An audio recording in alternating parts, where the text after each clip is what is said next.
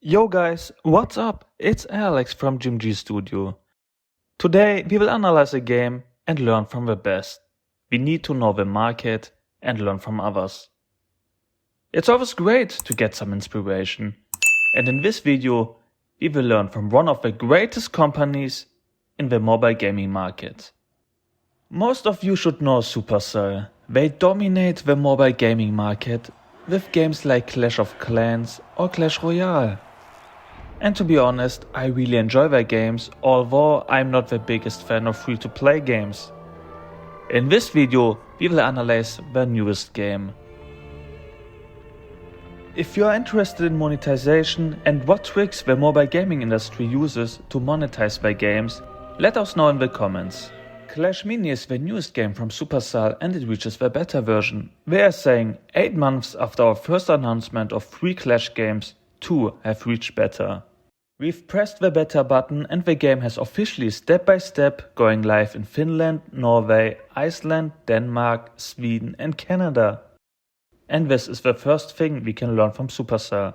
Test your game as early as possible with real players. All of us know betas are not perfect and there's still much work to do, but you will get feedback from real users. At this point, most of you should know this. We made a whole playlist about what we've learned from our first releases. But now, let's take a look at the App Store page of Clash Mini. This is probably the first or second contact users make with their game. The first thing I noticed are the bright colors they use. If you take a look at the app icon, their screenshots or trailer, you get a happy and inviting feeling. Let's compare this App Store page with Punjam's. Although they are a bit similar, you get a completely different feeling while watching the App Store pages. Clash Mini gives you a great and welcoming feeling. It seems like a happy world and lots of fun. Now, take a look at Punjab. What feeling do you get? I get a sad feeling. Although I really like the graphics, I don't get happy or excited.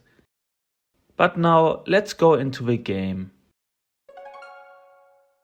The first thing we see is a loading screen. Although it's pretty fast, a loading screen is always amazing. The player knows that something is loading. In Unity there are awesome methods on how to realize such a loading screen and preload your game. If you are interested in this, we can make a video about it. But did you notice the first thing you see when entering the game? At first I didn't. It happened exactly what I wanted. I can play the game. But after taking a second look, this is actually really great. Most games ask you if you want to play when you first enter the game. Dude, of course I want to play the game. I installed the game to play it. And Clash Mini satisfied me. I cannot just play instantly, but they also explain me the game interactively.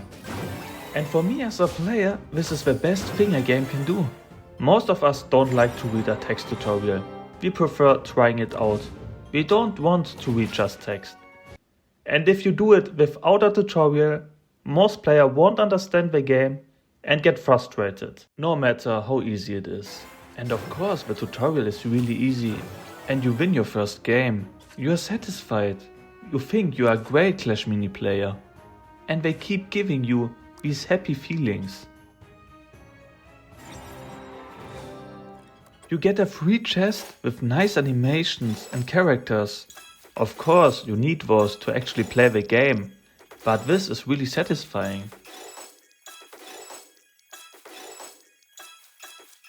And a level up, right at the start.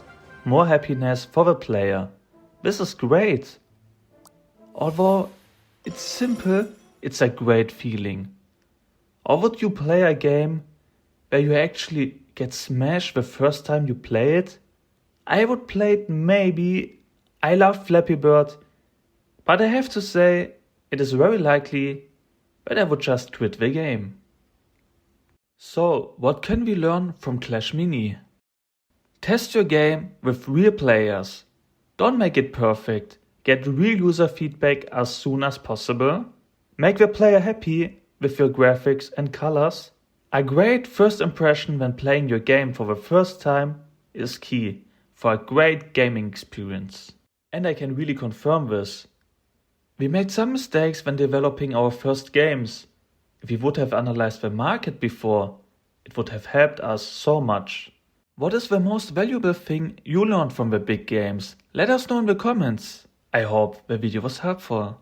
Like the video if you liked the video, dislike the video if you disliked the video, subscribe if you want to be notified on our future content. We are also on Instagram and Facebook.